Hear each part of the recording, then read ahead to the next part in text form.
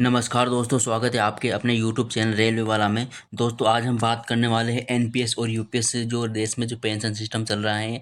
अभी जो ऑप्शन चल रहा है कि कौन सा पेंशन सिस्टम बेहतर है, कौन सा आपको सिलेक्ट करना चाहिए, कब इसकी लास्ट डेट है, उसके बारे में हम चर्चा करने वाले हैं। यहाँ पर एक ऑफिशियल आर्टिकल आया हुआ है पत्रिका में दोस्तों, इसके बारे में डिटेल में चर्चा करेंगे। आप में से जो भी चैनल पर नए हो चैनल को सब्सक्राइब कीजिएगा, वीडियो को शेयर कीजिएगा दोस्तों, इस तरीके से पल पल की अपडेट पाने के लिए। तो दोस्तों इसका जो पीडीएफ आप टेलीग्राम व्हाट्सएप चैनल से प्राप्त कर सकते हो दोस्तों, ग्रुप से प्राप्त कर सकते हो। आप यहाँ पर देख सकते हो कि एनपीएस और यूपीएस से 30 जून है अंतिम तिथि पेंशन का विकल्प चुनने के बाद उसे नहीं बदल पाएंगे। जैसे कि आपको पता है कि जो एनपीएस है उसको ख़त्म करके जो यूपीएस है, अभी गवर्नमेंट ने नया प्रपोजल दिया है यूनिफाइड पेंशन स्कीम का। तो उसको जो है विकल्प करने के लिए, यानी कि उसको सिलेक्ट करने के लिए यहाँ पर अभी दोस्तों ऑप्शन दे रखा है। इसको जो है आप जुलाई तक जो है सिलेक्ट कर सकते हो। 50% गारंटेड पेंशन के बावजूद 10,000 से भी कम केंद्रीय कर्मचारियों ने चुना यूपीएस। दोस्तों यूपीएस का जो ऑप्शन चल रहा है उसको बहुत ही कम केंद्रीय कर्मचारियों ने यहाँ पर सिलेक्शन दिया है। आप यहाँ पर देख सकते हो कि देश में अधिक से अधिक सरकारी कर्मचारी रिटायरमेंट 50% गारंटी पेंशन देने वाली जो स्कीम है यूपीएस जो स्कीम है, जागरूकता अभियान तेज करने की तैयारी में 1 अप्रैल 2025 को यूपीएस लागू होने के बाद से अब तक इस सरकारी कर्मचारी की ओर से ठंडा रिस्पॉन्ड मिला है, यानी कि ये अच्छी नहीं है यहाँ पर, ऐसा इनको लगता है। दोस्तों आप देख सकते हो कि इसके साथ ही एनपीएस ट्रस्ट ने यूपीएस कैलकुलेटर से भी जारी कर दिया है कि ताकि कर्मचारियों को मिलने वाली पेंशन जो है खुद कैलकुलेट कर सके।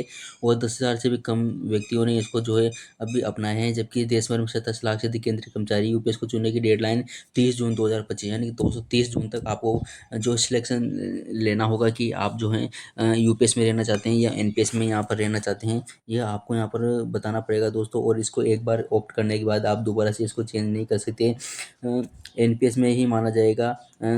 यहाँ पर बता रखा है दोस्तों, जो मौजूदा रिटायर्ड कर्मचारी 30 जून तक यूपीएस नहीं चुनेंगे उन्हें एनपीएस से ही माना जाएगा।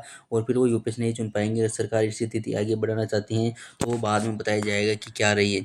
तो उसे न्यूनतम गारंटीड भुगतान आप देख सकते हो, यदि कर्मचारी ने कम से कम 10 साल की सेवा की है तो हर महीने कम से कम 10,000 रुपये का उसको भुगतान यहाँ पर मिलेगा।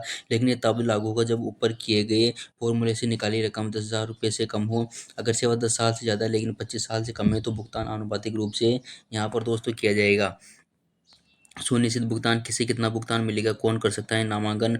मौजूदा कर्मचारी जो 1 अप्रैल 2025 तक एनपीएस के तहत आते हैं, नए कर्मचारी जो 1 अप्रैल के बाद केंद्रीय नौकरी में शामिल होंगे, रिटायर्ड कर्मचारी या उनकी आश्रित जो एनपीएस के तहत कवर थे और 31 मार्च 2025 तक रिटायर हो चुके हैं या स्वैच्छिक रिटायरमेंट ले चुके हैं। यूपीएस में दोस्तों क्या लाभ मिलेगा, सरकारी कर्मचारी को रिटायरमेंट के बाद में 12 महीने की जो औसत की एवरेज जो पेंशन होती है बेसिक का 50% उसको पेंशन के रूप में दिया जाएगा। और न्यूनतम 10,000 रुपये पेंशन की गारंटी यहाँ पर दी गई है। कर्मचारियों की कम से कम 10 साल की सर्विस यहाँ पर होनी चाहिए।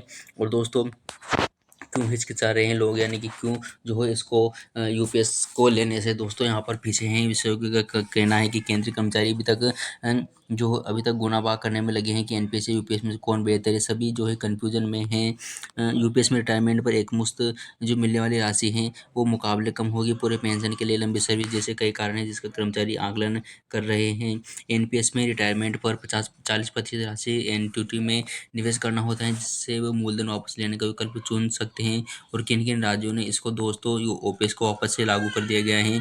और आप यहाँ पर देख सकते हो कि यूपीएस में जो क्या लाभ यहाँ पर मिलने वाला है और भुगतान किस प्रकार से रहने वाला है यहाँ पर, और कौन इसके लिए नामांकन कर सकता है, किसे कितना भुगतान यहाँ पर मिलने वाला है। और स्वीकृति भुगतान कुछ मामलों में सुनिश्चित भुगतान करे कम किया जा सकता है कि व्यक्ति को कॉर्पस था बेंचमार्क कॉर्पस से कम या कर्मचारी ने कॉर्पस का 60% निकाल लिया है। तो यहाँ पर उदाहरण बता रखा है कि यदि कॉर्पस 10 लाख रुपए था और 60% निकाल गए हैं तो शेष 40% के अनुसार रकम दी जाएगी। अगर किसी कर्मचारी का व्यक्तिगत कॉर्पस बेंचमार्क से कम है तो वो रिटायरमेंट की तारीख तक उस अंतर को पूरा कर सकता है। और किन किन राज्यों ने यहाँ पर ओल्ड पेंशन स्कीम लागू की है दोस्तों, तो यूपीएस अपनाने वाला जो पहला राज्य है वो महाराष्ट्र है, यानी यूनिफाइड पेंशन सिस्टम अपनाने वाला पहला जो राज्य है वो महाराष्ट्र है। गुजरात, बिहार, उड़ीसा, असम जैसे कई बीजेपी शासित राज्यों ने इसे अपनाया है। एमपी भी इसे लागू करने की तैयारी में है। हालांकि पूर्ववर्ती कांग्रेस सरकार की तरफ से राजस्थान और छत्तीसगढ़ में ओपीएस यहाँ पर जो है लागू किया जा चुका है। दोनों राज्यों में यूपीएस को लेकर अभी पेच फंसा हुआ है।